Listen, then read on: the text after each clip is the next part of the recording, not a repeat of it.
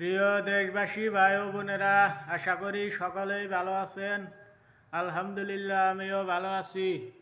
বরাবরের মতো ভিডিও নিয়ে আসলাম।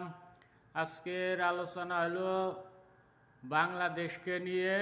যাই হোক, মূল আলোচনায় আসি। যে আমি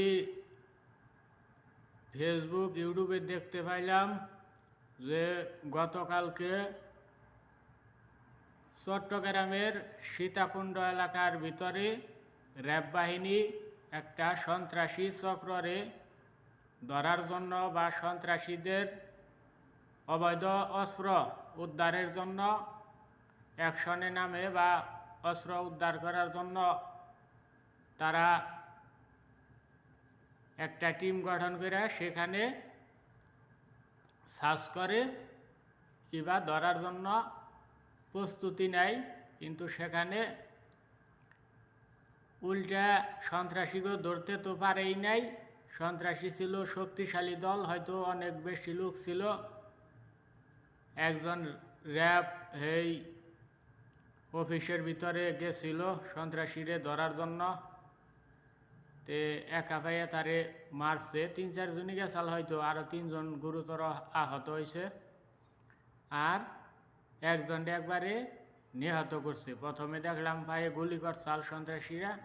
গুলি করার পরে সে যখন পইরা জায়গা আর তো হাঁটাচলা করা হারে না, তারপরে তারে বেদরুক পিঠানির কারণে খুব মারছে। মারার কারণে সে নিহত হয়েছে। যাই হোক, তার মাগফিরাতের দোয়া কামনা করি, আল্লাহ তারে মাফ করুক এবং শহীদি মর্যাদা দেব। কারণ সে দেশের জন্য, দেশের ভালোর জন্য অস্ত্র অভিযানে নামছিল। এটা আমি তারে সালাম জানাই। আর তার পরিবারের জানি আল্লাহ ধৈর্য ধরার তৌফিক দান করে, এটাই আমি আল্লাহর কাছে কামনা করি। কারণ সে একজন দেশপ্রেমিক।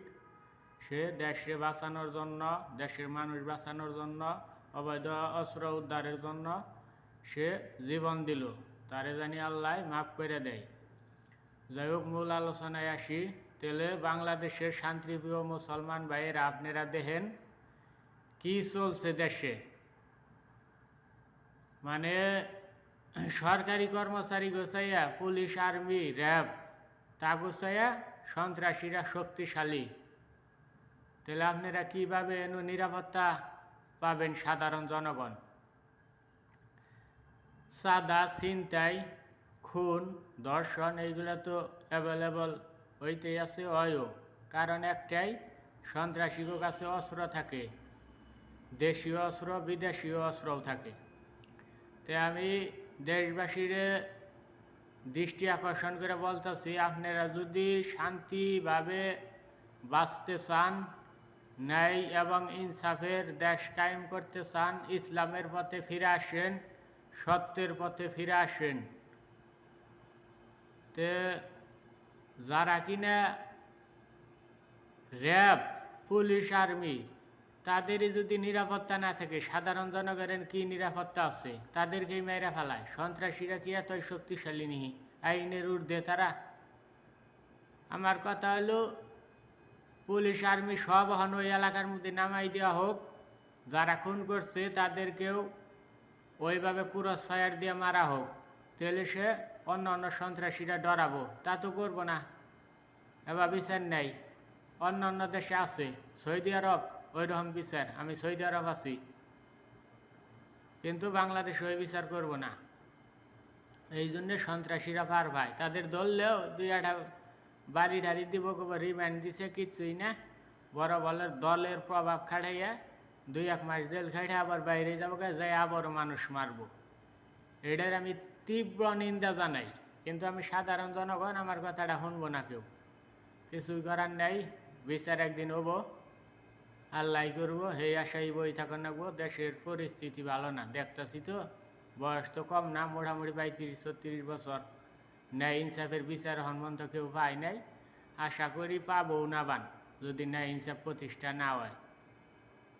পাওয়া যাবো, সেই আশায় বই থাকুন রাখবো, ইমাম মেহেদির আশায়। ইমাম মেহেদি কবে আবো তারপরে। তো যাই হোক, বিচারে একজনই করবো, মহান আল্লাহ একদিন। আল্লাহ ন্যায় বিচারক।